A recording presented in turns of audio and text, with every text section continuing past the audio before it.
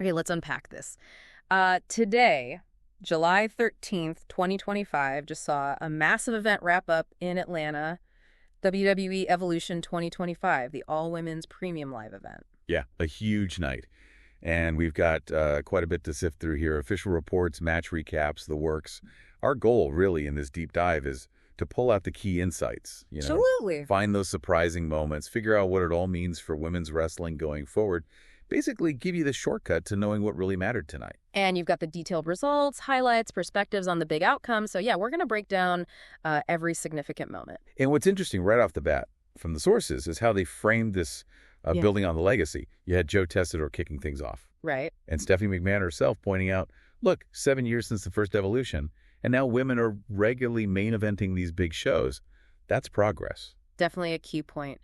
And Michael Cole and Wade Barrett on commentary. Yep, guiding us through. And the crowd watching. We should mention who was spotted. Sources noted NXT GM Ava Mark Henry. Oh yeah, quite the list. Vicky Guerrero, Jazz, Jacqueline, Ivory. Maryse, Tori Wilson, Melina, Molly Holly, Alundra Blaze, even Leilani Kai. And some celebs too, right? Funny Marco, Quavo. Yeah, they were there. Adds to that big event feel, Totally. Okay, so the action itself. Right, let's jump in.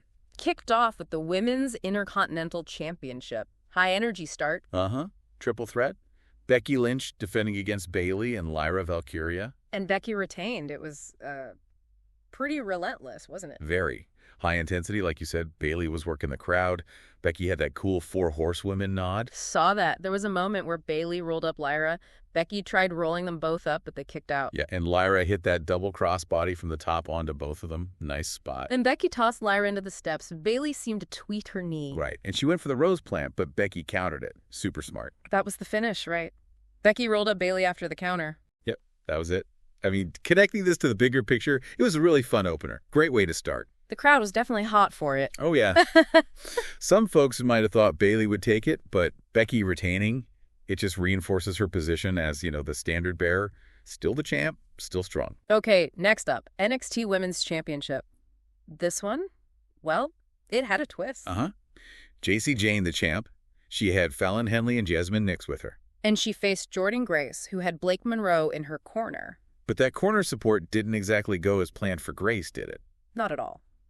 Jacy got the win with a belt shot, basically, and it was all down to Blake Monroe interfering. Yeah, that was the whole story of the finish. You had Fallon Henley choking Grace while Jacy distracted the ref. Then Blake Monroe headbutts Fallon, knocks down Jasmine Nix later. Seemed like she was helping Grace. For a second, maybe, but then she picks up the title. And clocks Grace with it, leading right to Jacy hitting her finisher, the rolling encore, for the pin. Exactly. So, I mean, this really throws a wrench into things, doesn't it? Yeah. It raises questions about loyalty, obviously. The match itself was solid, but that ending... It's all about the turn. It's all Blake Monroe turning on Grace. Sets up her first big program since she joined NXT, right? Instant heat. Yeah, instant feud material. Okay, from singles titles to tag teams, this is where it got potentially very messy. Women's Tag Team Championship, Fatal 4-Way. Right. Raquel Rodriguez and Roxanne Perez representing the Judgment Day, the champs. Against Alexa Bliss and Charlotte Flair. The Kabuki Warriors, Asuka and Kairi Sane. And Sol Ruca and Zarya. Lots of bodies. A lot going on. But Raquel and Roxanne retained. Raquel hit a big choke slam on Sol Ruca for the win. Now, the sources mentioned Charlotte Flair looked particularly good here. Better than she has in a while. Yeah, that was a specific note. Strong reaction for her, looked sharp. Yeah. And, these 4-way tags can be chaotic, sometimes just a total mess. But the consensus was, this one wasn't. It held together. Raquel had a big spot throwing Bliss onto a pile outside. Perez hit pop rocks on Flair. So despite the chaos potential, it worked. And what's fascinating is that the Judgment Day retaining makes sense. It cements their reign, keeps that faction strong across the board. Raquel and Roxanne look dominant. Okay, good point. From the tag scene, we move to a clash of generations, you could say. WWE Women's Championship. Tiffany Stratton, that champion, defending against the Hall of Famer, Trish Stratus. And Trish, wow. At 49, the sources say she really brought it. Crowd was chanting, "You still got it." Totally. She looked great. Proof she absolutely still belongs in there. It wasn't just a nostalgia act. But Tiffany got the win. She countered Trish's moonsault attempt. Right into an Alabama slam. Then hit her own finisher, that incredible triple jump moonsault. And that was it. Trish got her moment after the match, soaking in the applause. Yeah, which was nice. I mean, this match really raises that question, legacy versus the future. Trish proved her legacy is legit. She can still go. And Tiffany. Tiffany was effective. She beat a legend, defended her title, showcased her own skills against someone iconic. It elevates her, even in a predictable win, maybe. Makes sense. All right, now, things got brutal. Oh, yeah. The no-holds-barred match. Jade Cargill versus Naomi. With Bianca Belair as the special guest ref. And the sources paint this as Jade just violently dominating Naomi. Pretty much. It was all about the weapons. Kendo stick, steel chair, garbage can. Steel chain, toolbox, camera, multiple tables. Yeah. Didn't they break a TV monitor, too? Sparks flying? Yep, all of that. They definitely used the stipulation. Maybe too much, some sources hinted. Trying to do too much. Potentially. But the finish was decisive. Jade hit that top rope move, the Jade from the middle rope, through a table. And Naomi was bleeding, right? Busted nose. Yeah, look rough. And Bianca Belair, her role as ref was noted as mostly just watching in disbelief. Minimal involvement. So connecting this to the bigger picture, even if it was maybe overkill with the weapons? The result stands. Jade Cargill looked like an absolute killer. This win cements her as the next challenger for Tiffany Stratton's title. No question about it after that kind of performance. Brutal statement. Undeniable momentum. Okay, from that one-on-one violence, we went wide scale, the 20-woman battle royal. Big one. Winner gets a shot at the Women's World Championship at Clash in Paris this summer. High stakes. Lots of action packed in. Nia Jax eliminating people quickly early on. Right. Took out Tatum Paxley and Izzy Dame fast. And that incredible save by Kalani Jordan. Yeah. Walking on her hands on the apron. Unbelievable athleticism there. Always cool to see those saves. We also heard Nikki Bella chants. Shows her popularity still. Definitely. She was in there. Julia had a moment, too. Eliminated Ivy Nile, then got tossed by Zelina Vega. But the winner... a real surprise, according to the sources, Stephanie Vaquer. Total surprise for many. A lot of people probably thought Nikki Bella had it. But Vaquer gets the win, and she hit her finisher, the Devil's Kiss, on Chelsea Green for a big reaction. Huge reaction. And what's fascinating here, beyond the shock win, is Vaquer herself, clearly positioned as a future major star. And the follow-up. Her emotional interview in Spanish with Stephanie McMahon, saying wrestling is her first language. It really underlines WWE's global push, right?